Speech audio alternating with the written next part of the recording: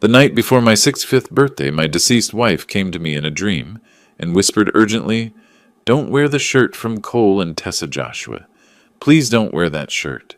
I woke up in a cold sweat, my heart pounding. It was true. My son Cole and his wife Tessa had recently given me a beautiful dress shirt for my birthday celebration. When I examined it closely the next day, I discovered something that made my heart stop.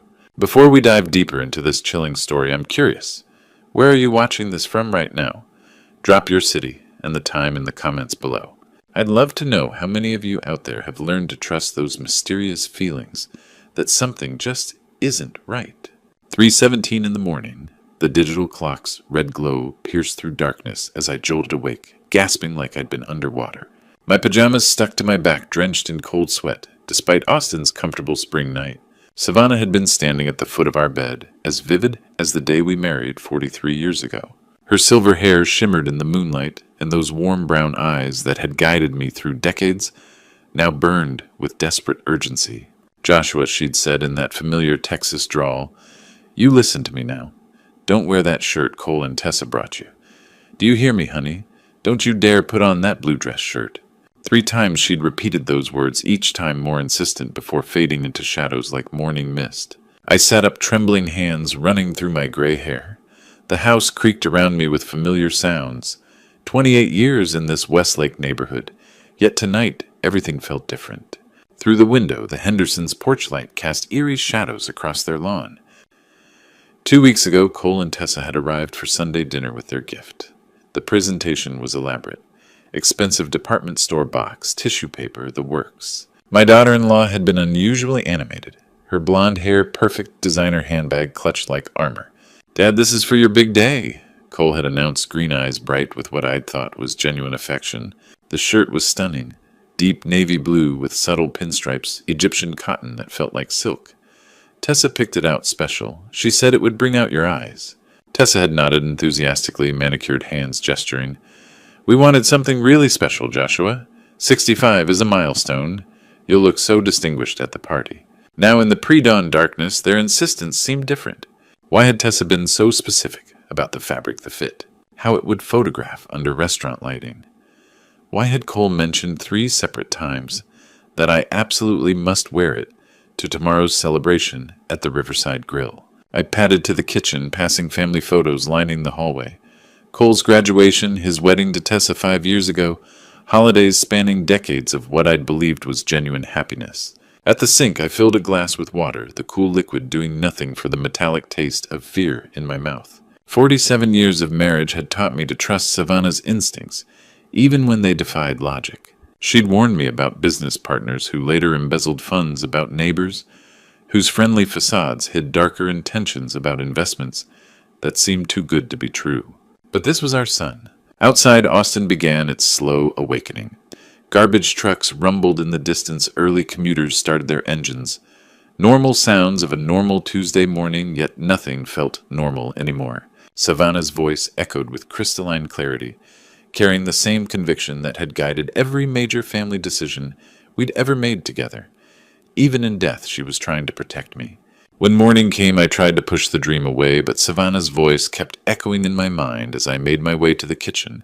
The aroma of coffee and scrambled eggs filled our kitchen as Cole and Tessa prepared what they called a perfect birthday breakfast. My son moved between stove and counter, while Tessa arranged orange juice in crystal glasses, insisting on our best tableware. "Happy birthday, Dad." Cole set Eggs Benedict before me with a flourish. 65 years young today. Tessa perched on her chair, designer workout clothes, immaculate despite the early hour. Her blue eyes studied my every expression. We wanted to make this morning special before tonight's celebration. I forced a smile, though Savannah's warning still echoed in my mind. "You didn't have to go to all this trouble." "Nonsense." Cole waved off my protest, settling into his chair. "Speaking of tonight," his expression grew serious, almost urgent. "Dad, you absolutely must wear that blue dress shirt we picked out. It's perfect for your big day." Something in his tone made my fork pause. There was an insistence there, a pressure that felt completely wrong coming from my son. Tessa leaned forward, manicured fingers drumming against the oak table. "You did try it on, didn't you, Joshua? We had it tailored specifically. The color will photograph beautifully under the restaurant's lighting." I haven't had a chance yet, I replied, carefully watching their reactions. Cole's jaw tightened while Tessa's smile seemed to freeze. Well, you should definitely do that today.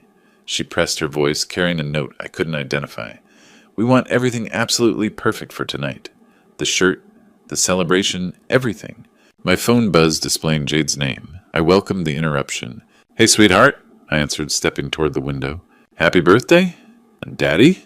Jade's warm voice eased some tension in my chest. We're 20 minutes out. Leo's been asking about Grandpa's birthday cake since we left. I chuckled, picturing my 4-year-old grandson. Tell him Grandpa can't wait to see him, too.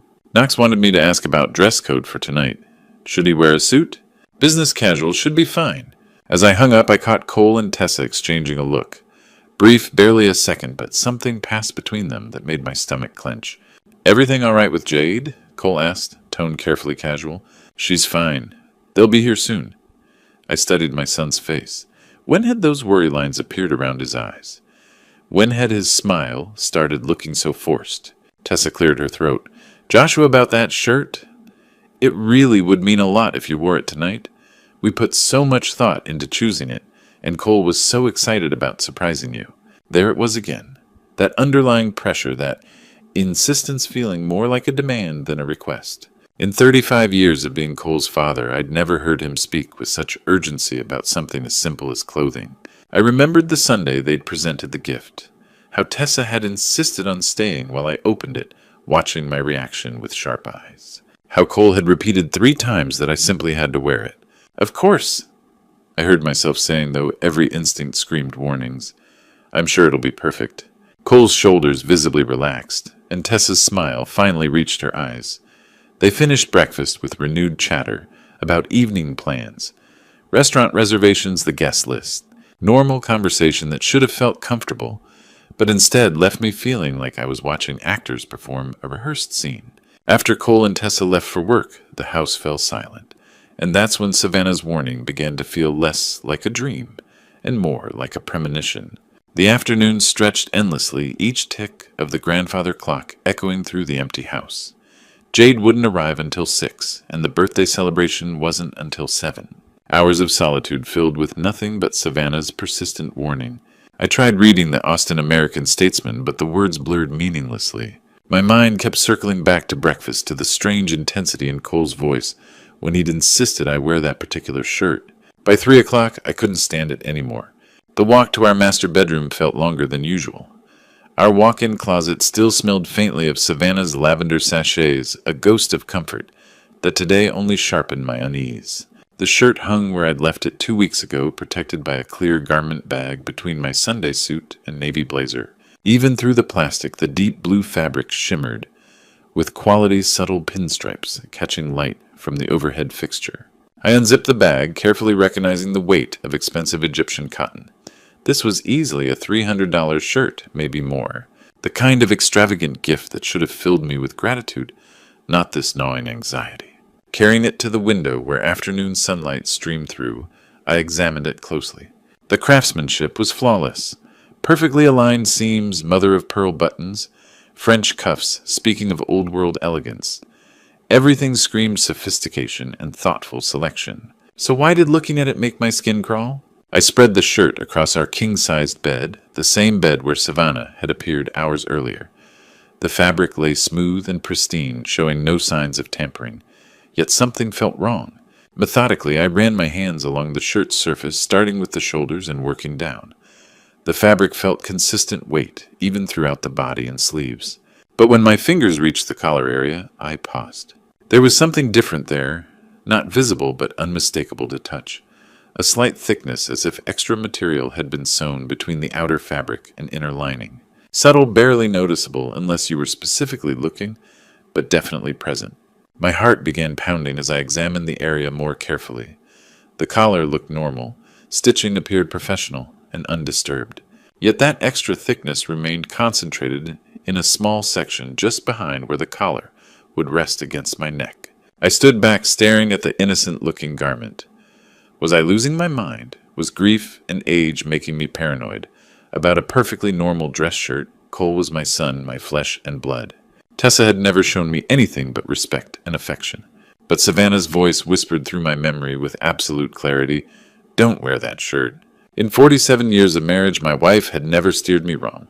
Not once. She'd warned me about contractors trying to overcharge us, insisted I get second opinions on medical treatments, convinced me to avoid business partnerships that would have cost my retirement savings. Savannah had possessed intuition that bordered on supernatural, an ability to sense danger I'd learned to trust completely.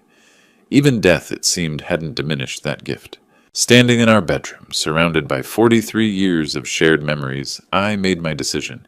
If there was even the slightest chance something was wrong with this shirt, I had to know. My hands trembled as I reached for the sewing scissors in Savannah's old sewing box. If I was wrong, I'd ruin Cole's expensive gift. But if I was right, the small sewing scissors felt impossibly heavy in my trembling hands as I positioned them against the shirt's collar. Savannah's old Singer sewing box sat open beside me on the bed, its contents scattered like surgical instruments. Thread spools measuring tape. The tiny silver thimble she'd worn smooth with decades of use. I took a steadying breath and made the first cut. The fabric parted easily under the sharp blade, revealing the shirt's inner construction. At first, everything looked normal. Standard interfacing, professional stitching, quality materials throughout. But as I carefully widened the small opening, something unexpected tumbled out. Fine white powder, delicate as confectioner's sugar, spilled across our dark blue bedspread in a thin stream. I jerked back instinctively, the scissors clattering to the hardwood floor as more of the substance continued to fall from the hidden pocket I'd inadvertently opened. For a moment I could only stare. The powder was odorless, almost weightless, settling into the fabric's weave like freshly fallen snow. There was perhaps a tablespoon's worth, maybe less, but its presence in my birthday gift sent ice water through my veins. This wasn't an accident. Someone had deliberately sewn this substance into the collar of my shirt, concealing it so expertly that even a careful examination hadn't revealed its presence. Only Savannah's warning had led me to this discovery. My hands shook as I reached for my phone, scrolling through contacts, until I found the name I needed. Doctor. Wren Hunt had been my friend since college, a brilliant chemist who'd spent 30 years analyzing everything from industrial compounds to pharmaceutical ingredients. If anyone could tell me what this powder was, it would be Wren. "Joshua?" His voice carried surprise when he answered. "This is unexpected. How are you holding up?" "Wren, I need your help." The words tumbled out in a rush. "I found something, and I think someone's trying to hurt me." The line went quiet for a moment. When Wren spoke again, his tone had shifted to professional concern. "What kind of something?" "White powder. Fine, like flour or cornstarch. It was sewn into a shirt collar, hidden where no one would find it unless they were specifically looking." "Jesus, Joshua. Don't touch it anymore. Don't even breathe near it until we know what it is. Can you get a sample to my lab? How much do you need?" "Just a pinch sealed in a plastic bag. But Joshua..." His voice carried a weight that made my stomach clench. "Be extremely careful handling it. If someone went to the trouble of hiding powder in clothing, it's not baby powder." The drive to Wren's laboratory at the University of Texas felt endless, though the clock on my dashboard showed only 15 minutes had passed. I'd carefully collected a small sample using a plastic spoon, sealing it in a Ziploc bag while holding my breath. The rest of the powder remained scattered across our bedspread. Evidence of what I was beginning to understand might be an attempt on my life. Wren met me at the building's side entrance, his usually cheerful demeanor replaced by grim professionalism. At 63, he still maintained the focused intensity that had made him one of the Southwest's most respected forensic chemists. "Let me see it," he said without preamble, leading me through sterile hallways to his private laboratory.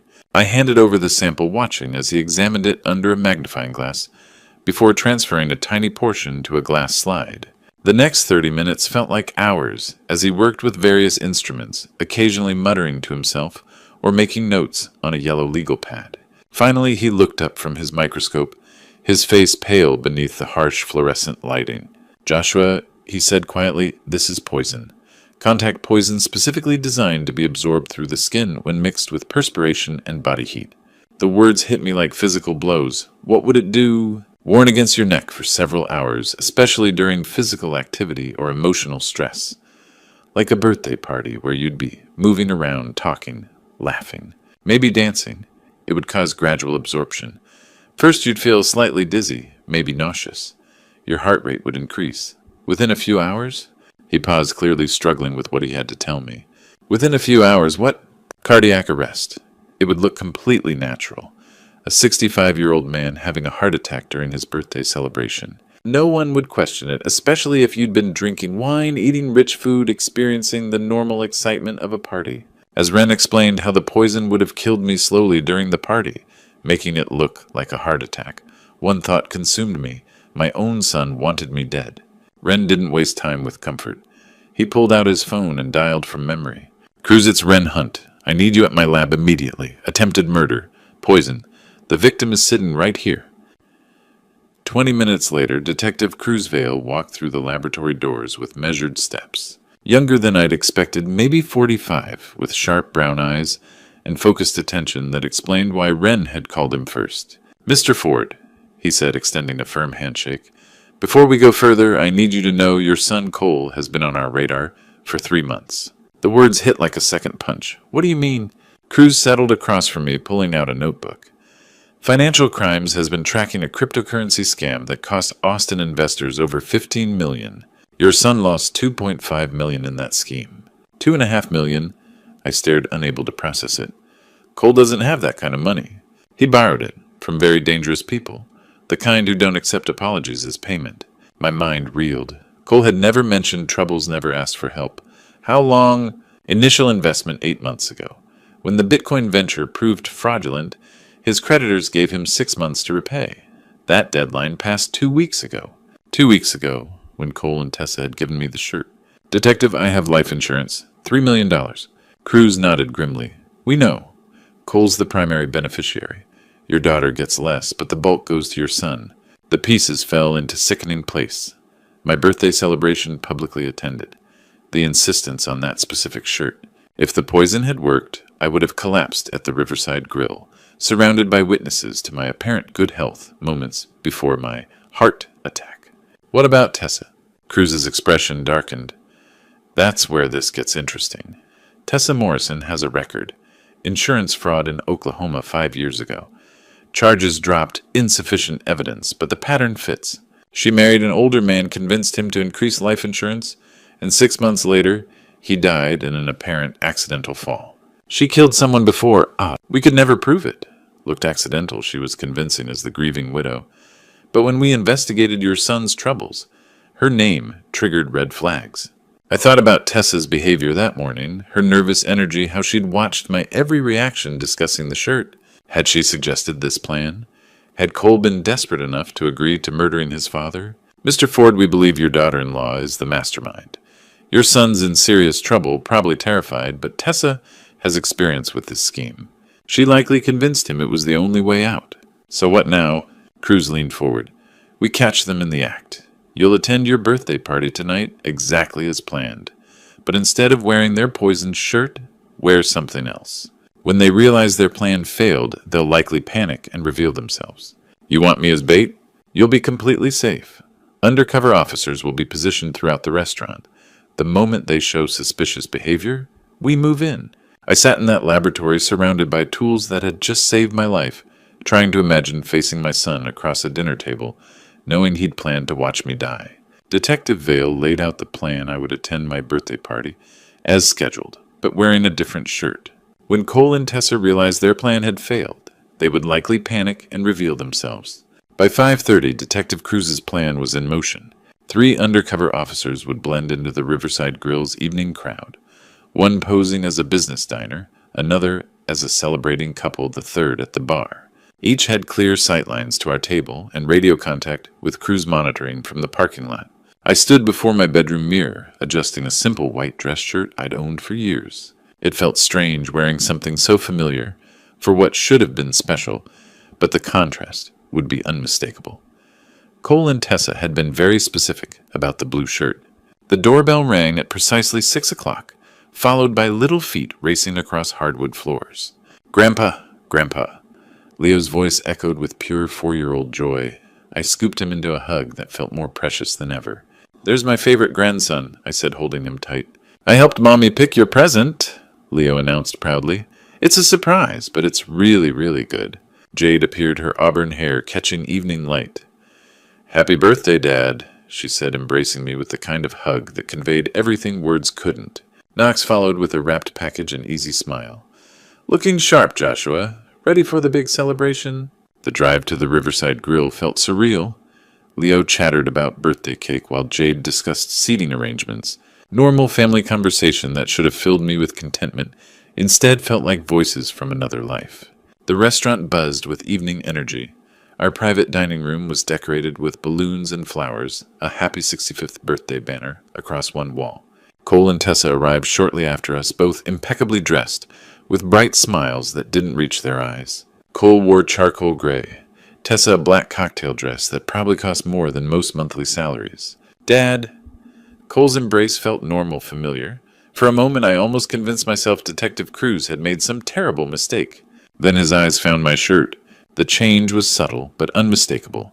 Confusion followed by something like panic. Dad, he said carefully, where's the blue shirt, the one Tessa and I picked out? Oh, that, I replied lightly. I decided to go with something more comfortable. You know how I am with new clothes. Tessa stepped forward, her smile now painted on. But Joshua, we chose that shirt specifically for tonight. The color, the fit, everything was perfect for photographs. I'm sure this will photograph just fine, I said, watching as she exchanged a worried glance with Cole. More guests arrived, colleagues, neighbors, old friends who'd known Savannah and me for decades. The room filled with laughter and conversation, the kind of celebration that should have marked a milestone birthday. But I watched Cole and Tessa instead. They stood near the windows, engaged in increasingly urgent, whispered conversation. Tessa's hands moved expressively, her agitation clear in every gesture. Cole kept running fingers through his hair, a nervous habit from childhood. Everything all right? I asked, approaching them during a lull in greetings. Of course, Dad, Cole replied too quickly. Just discussing the evening schedule. Tessa's laugh sounded forced. We want everything perfect for your special day. As dinner service began, their anxiety became impossible to hide. Tessa barely touched her salmon, constantly checking her phone. Cole excused himself twice for business calls, returning each time more agitated. The undercover officers played their roles perfectly. The business dinner patron occasionally glanced our way while reviewing documents. The anniversary couple shared quiet conversation and wine. The solo diner at the bar seemed absorbed in his phone but positioned to see everything. As the party continued and more guests arrived, I watched my son and daughter-in-law grow increasingly agitated. It was time to end this charade. The moment came during dessert, as our server was distributing slices of the chocolate birthday cake Leo had helped choose. The room buzzed with comfortable conversation guests sharing stories about my construction company days and reminiscing about Savannah. It was exactly the kind of warm family celebration that should have marked this milestone. Instead, I was about to destroy it all. I stood slowly tapping my wine glass with a fork until the conversations died down. 23 faces turned toward me expectantly. Friends, neighbors, colleagues who'd come to celebrate what they believed was simply a man's 65th birthday. Thank you all for being here tonight. I began, my voice steadier than I'd expected. Your presence means more to me than you know, especially since losing Savannah. Murmurs of sympathy rippled through the room. At the far end of the table, Cole and Tessa sat, frozen their faces, masks of forced attention. And I had planned to give a different speech tonight. I continued meeting my son's eyes across the room. Something about gratitude and family, about the blessings of reaching this age surrounded by people I love. Cole's jaw tightened almost imperceptibly. Tessa's knuckles were white where she gripped her napkin. But tonight I discovered something that changed everything. I paused, letting the weight of those words settle over the suddenly silent room. I discovered that my son and daughter-in-law tried to murder me. The reaction was immediate and explosive. Gasps echoed through the dining room chairs, scraped against hardwood floors as guests turned to stare at Cole and Tessa. Someone, I think it was our neighbor, Mrs. Patterson, actually screamed. Dad, what are you talking about? Cole shot to his feet, his face flushing red. Have you lost your mind? This is ridiculous. Is it? I reached into my jacket pocket and pulled out a small plastic bag containing the white powder Wren had analyzed. This is contact poison coal. It was sewn into the collar of that blue dress shirt you and Tessa insisted I wear tonight. Tessa had gone completely pale, her designer makeup unable to hide the terror in her eyes. Joshua, you're obviously confused. Maybe we should get you to a doctor. The plan was simple. I continued, ignoring her protests. I would wear the poison shirt to my birthday party. The substance would absorb through my skin over the course of the evening, causing what would appear to be a natural heart attack. A 65-year-old man celebrating with rich food and wine getting excited, no one would question it. This is insane. Cole's voice cracked with desperation. Dad, you're having some kind of breakdown. We would never... $2.5 million, Cole. The number hung in the air like a death sentence. That's how much you lost in that cryptocurrency scam. That's how much you owe to people who don't accept apologies as payment. The color drained from my son's face. Around the room, our guests sat in stunned silence, some covering their mouths in horror, others staring in disbelief. Ian, $3 million, I continued relentlessly, is exactly how much my life insurance policy is worth. With me dead, you could pay your debts and still have money left over. That's when Tessa broke. It wasn't supposed to happen like this? She screamed, tears streaming down her perfectly made-up face. Cole was going to die. They were going to kill him if he didn't pay. What choice did we have? Tessa shut up. Cole lunged toward her, but it was too late. It was my idea. Okay, she sobbed, her composure completely shattered. I knew how to do it. I'd done it before. It would have looked natural. No one would have suspected anything. We were desperate. Oh! That's when Detective Cruz and his officers entered the dining room, their badges clearly visible as they moved with practiced efficiency toward Cole and Tessa. Cole Ford. Tessa Ford, you're under arrest for conspiracy to commit murder and attempted murder, Cruz announced, his voice cutting through the chaos. Cole didn't resist as the handcuffs clicked around his wrists, but his eyes never left mine. When the metal secured his hands behind his back, he looked at me with tears streaming down his face and whispered, Dad, I'm sorry. I never wanted this to happen. 3 months later, I sat in Travis County Courthouse, watching my son receive his sentence. The judge's words echoed, Cole Ford, 15 years in the Texas Department of Criminal Justice. Tessa Ford, 20 years as the primary architect of this conspiracy. Cole turned to look at me before the bailiff led him away. His orange jumpsuit hung loose. He'd lost weight during the legal proceedings. Our eyes met, and I saw the little boy who used to run to me when he scraped his knee, who'd built model airplanes at our kitchen table. Tessa showed no vulnerability. She kept her chin-high blonde hair perfectly styled, despite facing 2 decades in prison, maintaining the cold composure that had nearly cost me my life. The weeks following were the darkest since losing Savannah. Jade moved in temporarily with Knox and Leo taking leave from her nursing job. Dad, you can't blame yourself, she said one evening as we watched Leo chase fireflies. Cole made his choices. Tessa manipulated him, but he still chose to go along. I knew she was right intellectually, but kept circling back to the same questions. Where had I failed as a father? How had I missed the signs? 6 months after sentencing, I decided to visit Cole in prison.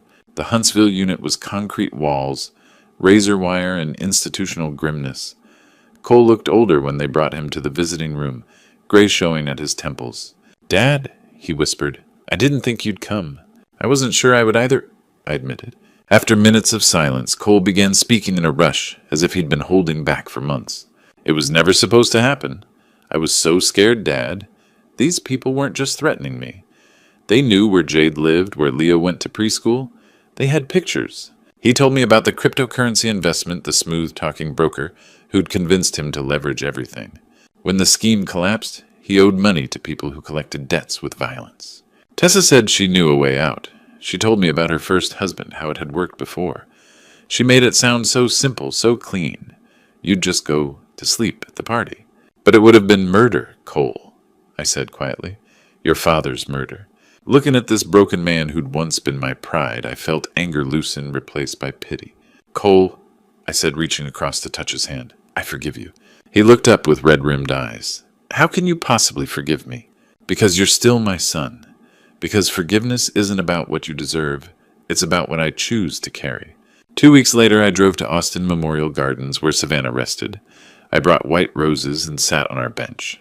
Thank you, I said aloud. Thank you for the warning. Thank you for saving me. A gentle breeze stirred the oak trees, and for a moment I could have sworn I felt her hand on my shoulder. Standing at Savannah's grave 6 months later, I finally understood that love sometimes means protecting those we care about, even from beyond. Today, 2 years later, I live in a small house just 10 minutes from Jade's family. Every Sunday, Leo runs through my front door with the same boundless energy calling, "Grandpa," as he shows me his latest drawings or tells me about his adventures at school. These moments have become my anchor, reminding me that life continues, that love endures even after betrayal tries to destroy it. Looking back on this true story, I realize how dangerously naive I was. For 65 years, I believed that family meant safety, that blood ties guaranteed loyalty. I trusted without question, loved without boundaries, and nearly died because of it. Don't be like me. Don't assume that sharing DNA means sharing values. Even those closest to us can harbor darkness we never imagined.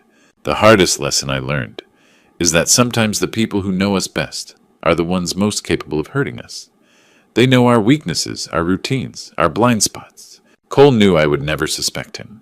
Tessa knew I would wear whatever gift they gave me because that's who I am, a man who trusts his family completely. But here's what I want you to understand from these grandpa stories. Betrayal doesn't have to destroy you. Yes, it changes you forever. I'm more cautious now, more aware of the shadows that can hide behind familiar faces, but I haven't let it make me bitter or closed off from love. God has a way of protecting us even when we can't protect ourselves. Savannah's warning came from beyond this world, a reminder that love transcends death, and that we're never truly alone in our darkest moments. That supernatural intervention saved my life and taught me that faith and intuition often speak louder than logic.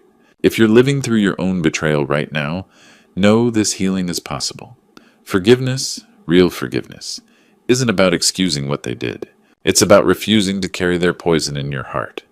Cole will serve his time, and I've made my peace with that, but I won't let his choices steal my remaining years or my capacity to love. These grandpa stories aren't just entertainment. They're warnings, lessons, reminders that life can change in an instant. This true story nearly ended with my death, but instead became a testament to survival, to the power of trusting your instincts, and to the mysterious ways love protects us. Trust your dreams, listen to your gut, and remember that sometimes the most important true story you'll ever hear is the one that teaches you to question everything, even family. If this story touched your heart or opened your eyes, I'd love to hear from you in the comments below. Share your own experiences with family betrayal or supernatural warnings. Your story might save someone else's life. And if these grandpa stories resonate with you, please subscribe to Sweet Revenge for more powerful true stories that remind us all how precious and fragile life really is. Yeah, after 5 years in a coma, I couldn't wait to surprise my wife Carmen at Torres Construction, my company. I walked through the front doors with a huge smile, ready to shout, "Surprise!" But the words died in my throat when I heard a stranger's voice echo through the lobby. "Scrub that floor properly, or you know what'll happen." Through the hallway, I saw Carmen on her knees, wearing a janitor's uniform, frantically cleaning the marble floors of our own building. Who dared to force my wife to work as a janitor like this? I would make them pay. Before I reveal what really happened during those 5 years, I was unconscious. Drop a comment telling me where you're watching this from and what time it is there. The first thing I remember after 5 years of darkness was Dr. Sebastian Vale's voice, cracking with disbelief. "Helen, get over here right now. This is impossible." They stood over my hospital bed like I was some kind of miracle, which I guess I was. After 5 years in a vegetative state, Denver General had written me off long ago. "Mr. Torres." "Doctor," Vale said, his hands trembling, "you've been unconscious since 2018. We're calling it a medical miracle." As consciousness returned, memories flooded back like a warm embrace. Sophia's giggles echoing through our Denver home as she chased our golden retriever. Carmen's soft humming while preparing Sunday dinners, brushing flour from her apron with that beautiful smile.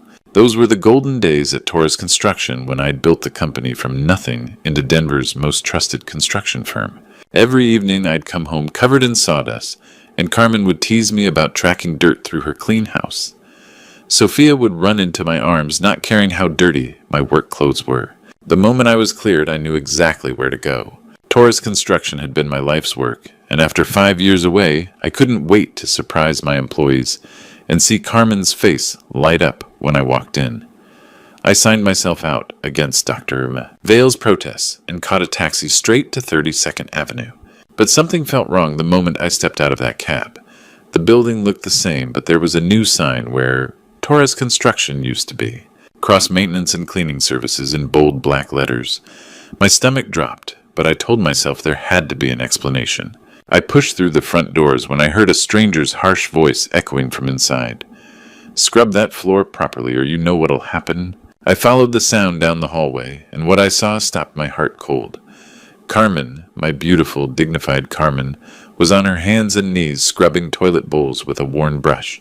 She wore a faded gray uniform with cross maintenance stitched across the back, her once manicured hands red and cracked from cleaning chemicals. This was the woman who used to organize charity galas, who commanded respect in every room. Now she was being treated like hired help in our own building. "Dad!" Damien's voice made me spin around. My son-in-law appeared in the doorway, his face quickly shifting from surprise to what looked like genuine joy. "Oh my God, you're awake? This is incredible." He rushed forward with arms spread wide, but something flickered in his eyes for just a split second. Something that didn't match his enthusiastic smile. "Carmen, look. Dad's finally come home to us." Carmen looked up from her scrubbing terror, unmistakable in her eyes. She scrambled to her feet, dropping the brush with a clatter. When she leaned in for what looked like a welcoming hug, her whispered words chilled me to the bone.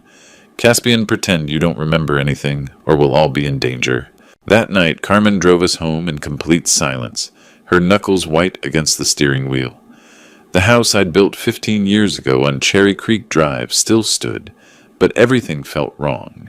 The front garden Carmen used to tend was overgrown with weeds, paint peeling from shutters, and the porch swing where Sophia read bedtime stories hung crooked on rusted chains. This wasn't the warm family home I remembered. It felt cold, like happiness had been systematically drained away. Inside was worse. Expensive furniture I didn't recognize filled our living room, while family photos had been replaced with generic artwork. The kitchen where Carmen used to bake cookies looked sterile and unused. Everything screamed of Damien's control, suffocating the life out of our sanctuary. Carmen collapsed onto our old couch and buried her face in her hands. When she looked up, tears streamed down her cheeks as the horrible story poured out. "The medical bills, Caspian," she whispered, glancing nervously toward the stairs. "After your accident, they were astronomical. Hundreds of thousands for specialized care, experimental treatments. I had no idea how to handle business finances. You always took care of everything." Her voice cracked. "Damien stepped in, said he'd help manage Torres Construction temporarily. Then he told me the company couldn't afford your medical expenses anymore." She wiped her nose with shaking hands. "He said if I wanted to keep you alive, I'd have to work for his cleaning service. Cross-maintenance. He took over all our contracts, told clients Torres Construction was restructuring. I had no choice. Scrub floors or watch you die in that hospital bed. The cruelty hit me like a physical blow. My son-in-law had turned my wife into his servant, using my life as leverage." "What about Sophia?" I asked, dreading the answer. Carmen's face crumpled. "She's been homeschooled for 3 years. Damien said it was better while you were sick, but really he wanted control. She can't have friends over no sleepovers or school events. He told her if she complained or contacted anyone outside the family, he'd send her to live with strangers and she'd never see us again." Soft footsteps on the stairs made us both look up. Sophia appeared at the landing and my heart shattered. My little girl, once round-cheeked and energetic, now looked thin and pale. Her bright eyes were filled with wariness no 12-year-old should carry. She took one tentative step down, meeting my gaze with such longing it made my chest ache. I started to stand, but she shook her head quickly and retreated upstairs. Her bedroom door closing echoed like a gunshot. Carmen watched with tears in her eyes. "She wants to run to you so badly, but she's terrified. Damien's made sure of that." She leaned closer, lowering her voice. "Caspian, there's something else about your accident.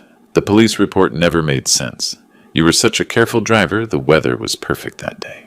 But the investigation closed so quickly and Damien seemed to know details he shouldn't have known." She grabbed my hands desperately. "There's something else you need to know about your accident, Caspian. It wasn't really an accident." The next morning, Carmen's words echoed in my mind. If my accident wasn't random, someone had deliberately tried to kill me. As I sat staring at coffee, I couldn't drink a name surfaced from my memories. Warren Mitchell. He'd been our head of vehicle maintenance at Torres Construction for 8 years, with access to every truck and my personal vehicle. His sudden resignation right after my accident now seemed suspicious rather than coincidental.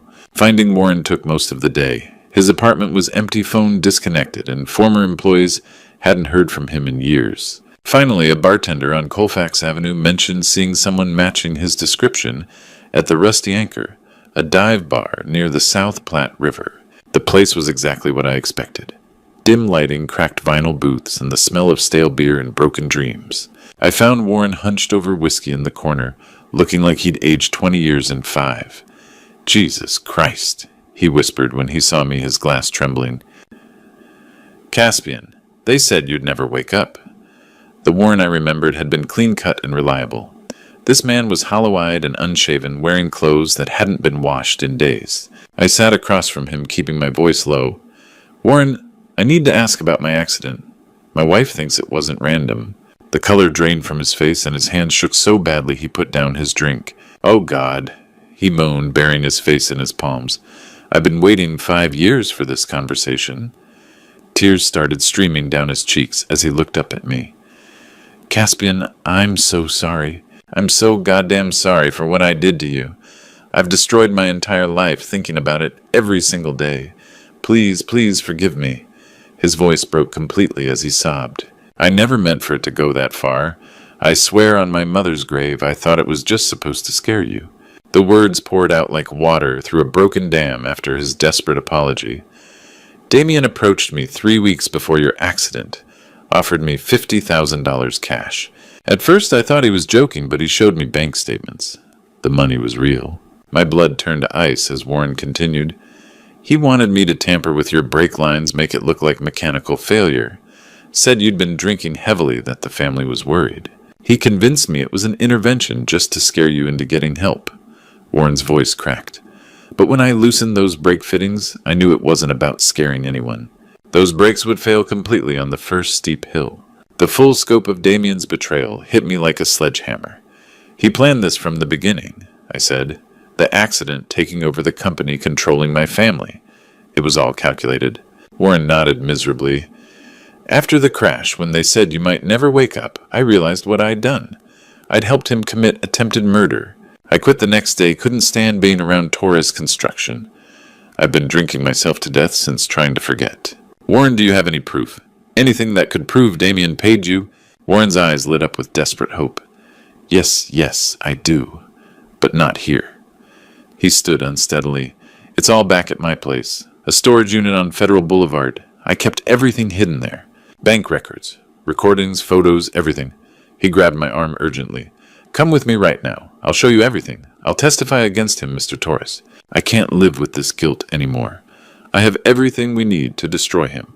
With Warren's evidence secured, we knew we had the ammunition to destroy Damien, but I needed professional guidance to use it effectively. Warren suggested Maxwell Stone, a prominent attorney, whose downtown office occupied the top floor of Republic Plaza. Stone had built his reputation taking down corrupt executives, and had never lost a corporate fraud case. Maxwell Stone was exactly what I had expected. Silver-haired, sharp-eyed, wearing a suit that cost more than most people's cars. He spread Warren's evidence across his conference table like a general planning a military campaign. "Gentlemen," he said after examining the bank records and recorded phone conversations, "this is the most airtight case of attempted murder and corporate fraud I've seen in 25 years. He held up an audio recording where Damien's voice was crystal clear, discussing brake tampering. "This alone would put him away for 15 to 20 years. Add the financial records showing systematic embezzlement from Torres Construction, and we're looking at multiple felony convictions." Stone leaned back with a predatory smile. "Not only will we get your company back, Mr. Torres, but we'll ensure Cross spends decades in federal prison." Warren shifted nervously. "What about my involvement? I actually sabotaged the brakes." Stone waved dismissively. "You'll testify under immunity as a cooperating witness.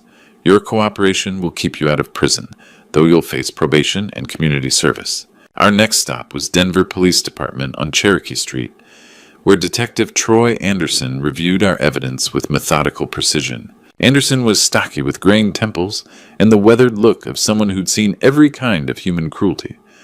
"This is solid gold," he said, tapping the financial documents. "Attempted murder, fraud, embezzlement. We can arrest Cross tonight." But Stone had a better idea. "Detective, what if we let Cross hang himself publicly? First, tomorrow, Torres will call an emergency board meeting. Warren appears as surprise witness. and we'll give Cross one chance to confess and return everything voluntarily. Anderson nodded approvingly. When he refuses, which he will, we'll have everything on record. If he tries to run or destroy evidence, we add obstruction of justice. The strategy was brilliant. We'd confront Damien in his moment of triumph, surrounded by the company he'd stolen with Warren's testimony, destroying his lies piece by piece. Stone would be there as legal counsel, Anderson would have backup units ready outside, and Warren would deliver the knockout blow with recorded evidence. That evening, sitting in our living room on Cherry Creek Drive, I felt something I hadn't experienced in 5 years. Genuine hope. Tomorrow I would face the man who'd tried to murder me, who'd enslaved my wife and terrorized my daughter. But this time, I wouldn't be helpless in a hospital bed. This time I'd have justice on my side. Carmen squeezed my hand as we watched the sunset. Are you ready for this? I thought about Warren's remorse, Stone's confidence, and Anderson's authority. Tomorrow we take back what's rightfully ours, Carmen. Justice will be served. The Torres Construction boardroom had never seen anything like it. I walked through those familiar glass doors at exactly 10 o'clock Tuesday morning, wearing my best charcoal suit and carrying myself like the CEO I'd always been. Warren followed close behind, clutching a briefcase full of evidence that would change everything. The board members, men who'd worked with me for years before my accident, looked up in stunned silence as I took my seat at the head of the conference table. Damien sat frozen in my old chair, his face cycling through shock, confusion, and growing terror as his eyes locked onto Warren. What is he doing here? Damien stammered, his usual smooth confidence cracking like thin ice. The color drained from his face as Warren set down his briefcase and began pulling out manila folders. Gentlemen, I announced to the 5 board members, I'd like to introduce some new evidence regarding my accident 5 years ago. Maxwell Stone stepped into the room behind us, his presence adding legal weight to our confrontation. Warren Mitchell, our former head of vehicle maintenance, has something important to share with all of you. Warren's hands trembled as he stood, but his voice grew stronger with each word. 5 years ago, Damien Cross paid me $50,000 to sabotage Mr. Torres's brake system. The boardroom erupted in gasps and angry murmurs. Warren held up a digital recorder. I have our entire conversation recorded, including his specific instructions on how to make the accident look mechanical. He pressed play, and Damien's voice filled the room with crystal clarity. Make sure those brakes fail completely on the first hill he hits. It needs to look like an accident, Warren. No one can ever trace this back to us. The recording continued for several damning minutes, with Damien discussing payment schedules and cleanup procedures. That's not all. Warren continued spreading bank statements across the table. Here are the wire transfers showing Damien's payments to my account. And these, he held up photographs, show the brake damage before I doctored the repair reports.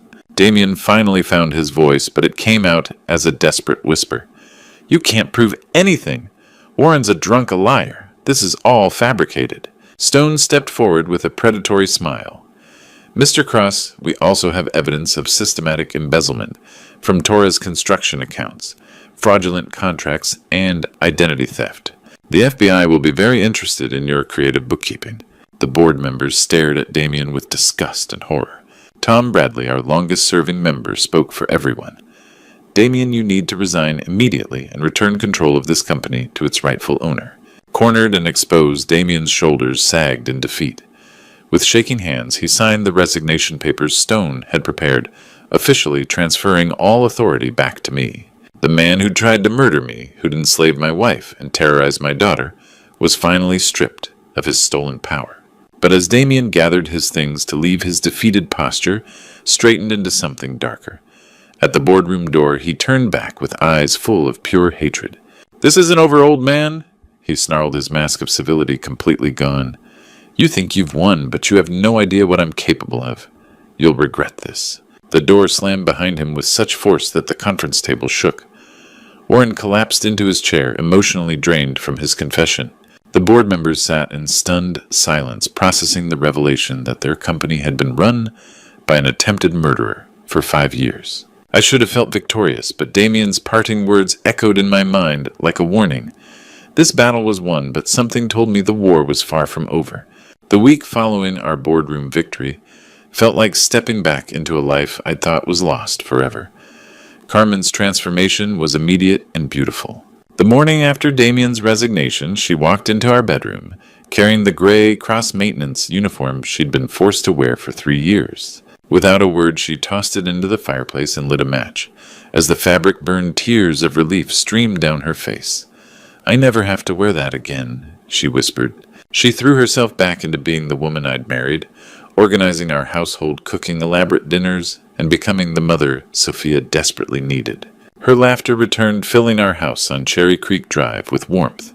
She started tending her garden again, planting flowers where neglect had left only weeds. The most precious change was watching Sophia emerge from her shell of fear. 3 days after I'd reclaimed Torres Construction, she knocked on my office doorframe. "Dad, can we talk?" For 2 hours, my 12-year-old daughter told me about her nightmare, how Damien had isolated her from friends claiming they were bad influences, how he'd convinced her that speaking to anyone outside the family would result in her being sent away forever. "He used to stand outside my bedroom door at night," she said quietly, not saying anything, just listening, making sure I knew he was watching. I kept my voice gentle despite my rage. "Sweetheart, that's never going to happen again. You're safe now." Her face lit up with the first genuine smile I'd seen since waking up. "Really, I can go back to regular school. Have sleevers." "Absolutely. We'll enroll you at Cherry Creek Middle School next month." Our dinner conversations became daily highlights. Sophia would chatter about books she wanted to read, friends she hoped to make, activities she'd missed during isolation. Carmen shared plans for redecorating, erasing every trace of Damien's presence. I found myself laughing more than I had in years. One evening, sitting on our front porch, watching sunset paint, the Rocky Mountains gold and purple, I realized something profound. Torres Construction had always felt like my greatest achievement. But with Carmen's head on my shoulder and Sophia reading beside us, I understood my real success was this: my family whole and happy again. "Dad," Sophia said, looking up from her book, "I'm glad you woke up." "Me too, sweetheart." That perfect moment should have been a warning. Happiness this complete felt almost too good to be true. My instincts proved correct when Sophia didn't come home from tutoring Tuesday evening. Carmen called the tutor at 6:30. Sophia had left at 4 o'clock as usual. By 7, when our daughter still hadn't walked through the front door, Carmen's face had gone pale with panic. "Caspian," she said, her voice trembling as she held her phone, "Sophia's not answering her cell phone. It goes straight to voicemail." My blood turned to ice as Damien's parting words echoed in my memory. "You'll regret this." The phone rang at exactly 8:15, cutting through the tense silence in our living room like a blade. Carmen and I both stared at the caller ID showing an unknown number, but we knew who it was before I answered. "Hello, Caspian." Damien's voice was calm, almost cheerful, which made it infinitely more terrifying. "I trust you're wondering where your precious little daughter is right now." My grip tightened on the phone. "If you've heard her, I swear to God, she's perfectly safe," Damien interrupted. "For now, but that could change very quickly depending on your cooperation. You see, our little boardroom theatrics last week were quite embarrassing for me. I've had to make some adjustments to my plans." Carmen grabbed my arm, her face white with terror, as she listened to my side of the conversation. I put the call on speaker so she could hear everything. "What do you want, Damien?" His laugh was cold and mechanical. "I want you to come to Torres Construction, alone. Bring all of Warren's recordings and evidence plus signed documents, transferring the company back to me permanently. You have 1 hour. And if I don't, then Sophia won't be coming home for dinner tomorrow, or ever." The line went quiet for a moment before he continued. "Oh, and Caspian, if I see any police cars, any sign you've contacted authorities, your daughter dies immediately. This is between you and me now." The call ended, leaving us in devastating silence. Carmen collapsed onto the couch, sobbing uncontrollably. "He's going to kill her. He's going to kill our baby." I knelt beside her, forcing myself to think clearly, despite the panic clawing at my chest. "Carmen, listen to me. We're not helpless here. I have a plan, but I need you to be strong for Sophia." Through her tears, she nodded. "What do you need me to do?"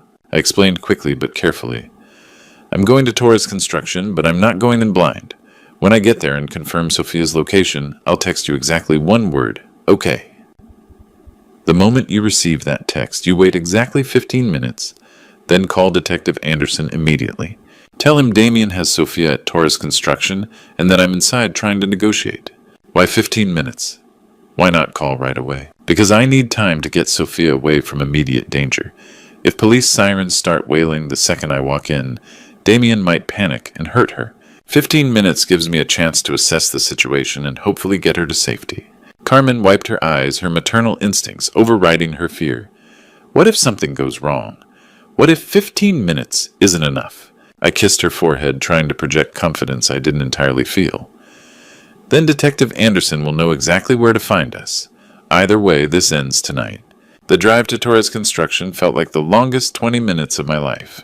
The industrial district was eerily quiet at 9 o'clock on a Tuesday evening, with only scattered streetlights illuminating empty parking lots and darkened buildings. My own company looked ominous in the darkness, like a trap waiting to spring shut.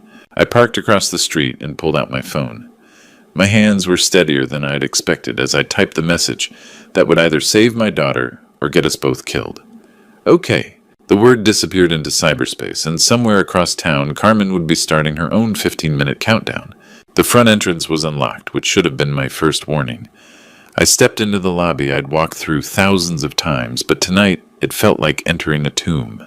The elevator was waiting, doors open, as if Damien had anticipated my every move. The smell hit me the moment the elevator doors opened on the 3rd floor, the sharp, acrid odor of natural gas filling the air. My heart hammered against my ribs as I followed the scent down the hallway toward my old office. Through the glass doors I could see a single light burning, and there, tied to a chair in the center of the room, was Sophia. I pushed through the glass doors into what used to be my office, and Sophia's tear-filled eyes met mine across the room. She was tied to a chair with thick rope duct tape over her mouth, but she was alive. That was all that mattered in that moment. "Welcome to your retirement party, Caspian." Damien stepped out from behind my old desk, pointing a chrome pistol directly at my chest. He looked different, disheveled, unhinged, with the desperate gleam of a man who had nothing left to lose. "I've been planning this moment all week. You humiliated me in front of the board, cost me everything I worked for. Now it's time for payback." He gestured toward a manila folder on the desk. "Sign those papers transferring Torres Construction back to me permanently. Then get on your knees and apologize for ruining my life." The gas smell was overwhelming now, making my eyes water and my head spin. I glanced around the room and noticed something that made my blood freeze. The ventilation grates had been sealed shut with duct tape, and I could hear the steady hiss of gas flowing from somewhere behind the walls. "You're not planning to let us go, are you?" I said, stalling for time while calculating how many minutes had passed since I'd sent Carmen that text. Maybe 8 or 9 minutes. I needed to keep Damien talking. His laugh was maniacal. "Let you go? Oh, Caspian, you really don't understand. This whole building is going to be a tragic accident. Gas leak. Terrible explosion, father and daughter both killed trying to negotiate with a desperate man. By the time the fire department sorts through the rubble, all of Warren's evidence will be ash, and I'll be long gone with a new identity." That's when I realized the full scope of his madness. This wasn't just revenge. It was his escape plan. With me dead and all evidence destroyed, he could disappear and start over somewhere else. "The only problem," I said, edging closer to Sophia's chair, "is that you're still here too. How exactly do you plan to survive your own gas explosion?" For just a split second, uncertainty flickered across his face, and that was all the opening I needed. I lunged forward, tackling him around the waist, and sending us both crashing into the filing cabinets. The gun flew from his hand, skittering across the floor. Damien was younger and desperate, but I was fighting for my daughter's life. We rolled across the floor, throwing punches and grappling for control. Behind us, I heard Sophia making muffled sounds through her tape, and when I glanced over, I saw her working frantically to free her hands from the ropes. "Dad, look out." Sophia's voice rang clear. She'd gotten the tape off her mouth. Damien had grabbed a letter opener from the scattered desk supplies and was swinging it toward my ribs. I caught his wrist just in time, and we struggled over the makeshift weapon. That's when the most beautiful sound I'd ever heard filled the building. Police sirens getting louder by the second. Exactly 15 minutes had passed, and Carmen had followed the plan perfectly. "No!" Damien screamed, realizing his perfect crime was falling apart. "You called them, you ruined everything." The office door burst open as Detective Anderson and 2 uniformed officers charged in, weapons drawn. "Drop the weapon. Get on the ground now." Damien released the letter opener and raised his hands, his face contorting with rage and defeat. As the officers handcuffed him, I rushed to Sophia and finished untying her ropes. Carmen appeared in the doorway, tears streaming down her face as she ran to embrace us both. "We need to evacuate immediately," Anderson shouted over the growing hiss of gas. "This whole floor is about to blow." We ran for the stairs, Carmen clutching Sophia, while I helped Anderson drag the handcuffed Damien. We'd just reached the parking lot when Torres Construction erupted in a massive fireball that lit up the Denver skyline. Damien lay on the asphalt, burned and broken, but alive to face justice. As I held my family tight watching my company burn, I realized I'd never been happier to lose a building in my life. 6 months later, I stood in the lobby of our brand new headquarters on 17th Street, watching the morning sun stream through floor-to-ceiling windows that replaced the old brick walls of our destroyed building. The gleaming steel and glass structure rose 12 stories into the Denver sky, a testament to resilience and rebirth. Above the main entrance, elegant letters spelled out Torres and Carmen Construction, a name that honored the woman who'd sacrificed everything to keep our family together.